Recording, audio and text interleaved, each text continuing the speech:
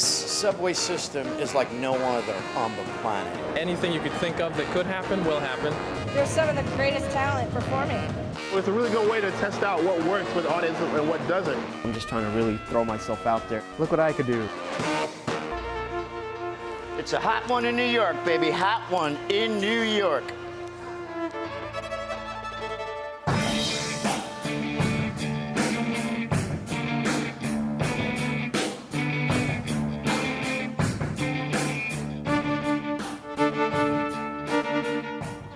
Man, when I go out there to perform, dude, I am putting on a concert.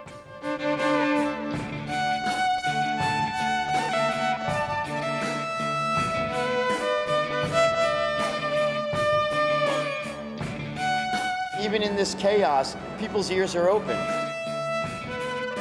If I can grab you for those 2 or 3 minutes out of your day, so many people accuse me of making them late to work, and I love that. If I made you late to work, I'm doing my job.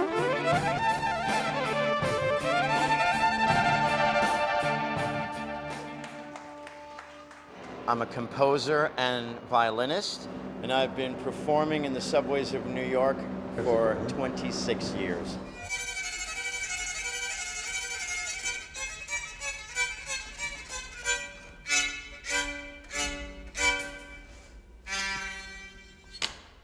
Every neighbor, you know, that's the story about people. I remember you in the staircase, kid. I was, you know, one of those geeky little kids that just loved his violin. This was my toy, you know. Having 5 brothers, everything I had was hand-me-down, except my violin. That was mine. I was concertmaster of the school orchestra, which got me to Carnegie Hall at about 15 years old. This is a custom-made 5-string electric violin and viola.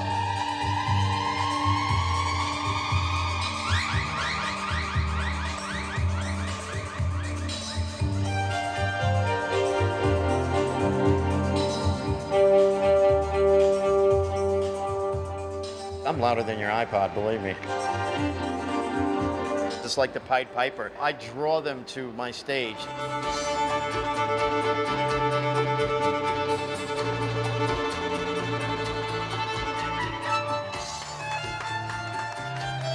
You know, I didn't kind of start my career in the trains. I started my career the other way, like as a professional artist. It's really funny how life works, because when I was working with Sheila E. and like Tito Puente and these things, and I'd take the trains in New York and I'd see street musicians, I was like, wow, what's the matter with these cats, man? Can't they get a real gig? You know, that was my attitude. It's like, why would anyone play in trains? Until I did it. Then I realized, wow. I'd say the most I've ever made in a day was $1,000 in a 2-hour period. And your name? Mario. Mario. This is me center court for the Knicks and the Rangers at the Garden. Mario? Yeah. Dude, that's my dad's name. Take our business card, check out our website. It's really cool. Thank you so much. Thank you. This is a great venue and opportunity to be seen by the world. I mean, this is really, who comes through these subways is everybody. Whether I'm in the subways or on the stage at Carnegie Hall, it's the exact same performance. In the subways, when you're in public, there's no real stage. You're looking your audience directly in the eye. They can see every drop of sweat that comes off of you.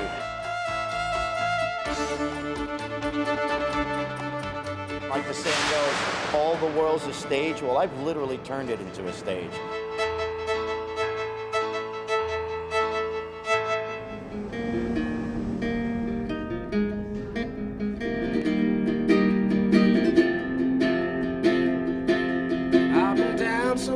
Times of where I'm coming from, like a ship getting tossed inside a maelstrom, like I'm mad at the door, won't have my welcome, and I'm tattered and free.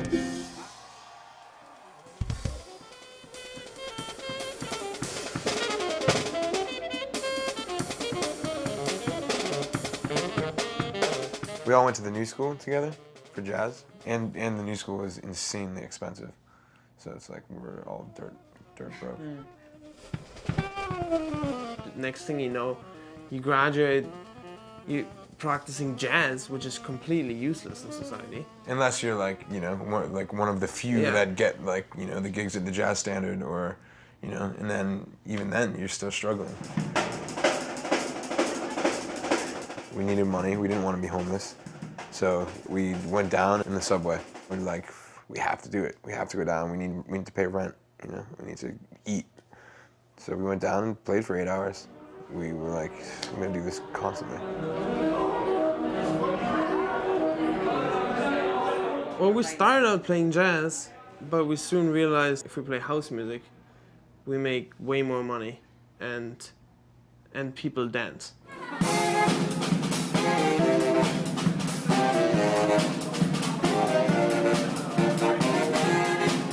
We were coming there every weekend and playing all night, and people were dancing, people were getting off the train to dance, people were going to the subway just to dance, we were like drinking. It was like pretty much a party on the platform. I'll never forget the mimes. That was pretty weird. We were playing on Halloween, and these mimes came out of nowhere, like 5 mimes. Came out of nowhere. And then the whole platform broke out in the Halloween party, dance party. And it was like Hunter S. Thompson dancing, mimes, and Buzz Lightyear. It was insane. Whoa. It's like an excuse to go get crazy. Yeah, Go crazy. people just like homeless guys getting down with like, you know, 18-year-old Pratt girls. You know, just like, it gets wild. Oh, we live in a car together, basically. We sleep together, we drive, touring, you know? Still pretty rough. I have a huge student loan debt. The past 4 months I've been homeless in New York, just crashing with friends and you know, living cheap, busking when I'm here still, and trying to scrape by. But it's cool, you know, as long as I can play my horn at the end of the day, I'm happy. I have a feeling I'll always be playing music in the subway until I'm like 80, for sure. Thank you! Thank you! We are Moon Hooch! Our name is Moon Hooch!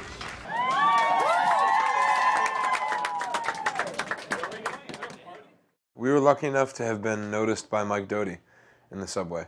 Mike Doughty was the lead singer of Soul Coughing. He's an incredible musician, singer-songwriter. I think that was really the first major catalyst to our careers. I saw them all the time, and every time the subway platform had turned into a dance party.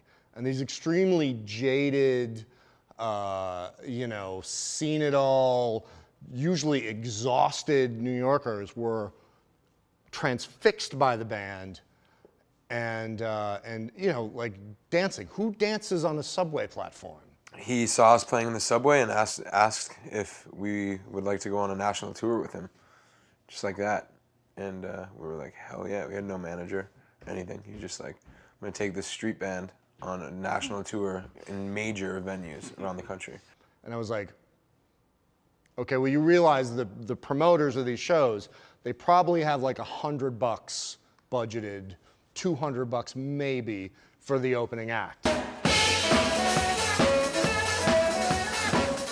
Like they were just doing an insane amount of work, like an insane amount of work. They'd show up at sound check. They'd be like, well, we woke up on some stranger's floor at 4 in the morning because we had to drive 10 hours. And then we stopped halfway along the way and we worked out and then shot a video. So guess what happened yesterday night? Wilbur announced that we have no place to stay. We're actually kind of a crazy situation. We have nowhere to stay tonight. So if you have a driveway or a floor or something, we would love to sleep on it or in the driveway or whatever. So just let us know. It'd be great if we could crash. Thank you. We're moving. And this really nice couple took us home and let us sleep in the living room. But they also mentioned that our music would be perfect for an alarm clock. We are gonna grant them their wish. We set up at 9 a.m. in the living room. We play them some wake-up music.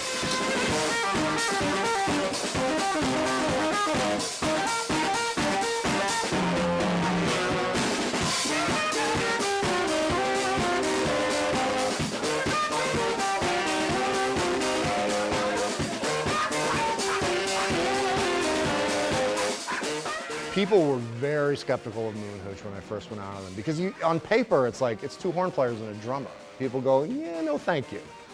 But when you see them and you see how the audience responds to them, it's just, you get it immediately.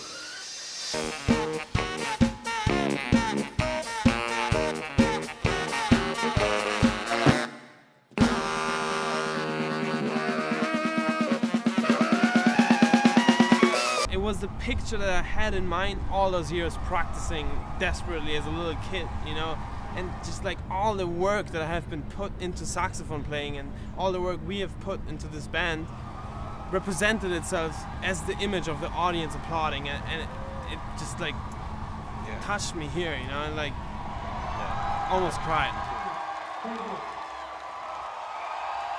I get credit sometimes for discovering Moonhooch, and believe me, I'll take it. But they're pretty unstoppable, and you know, they put themselves where they are.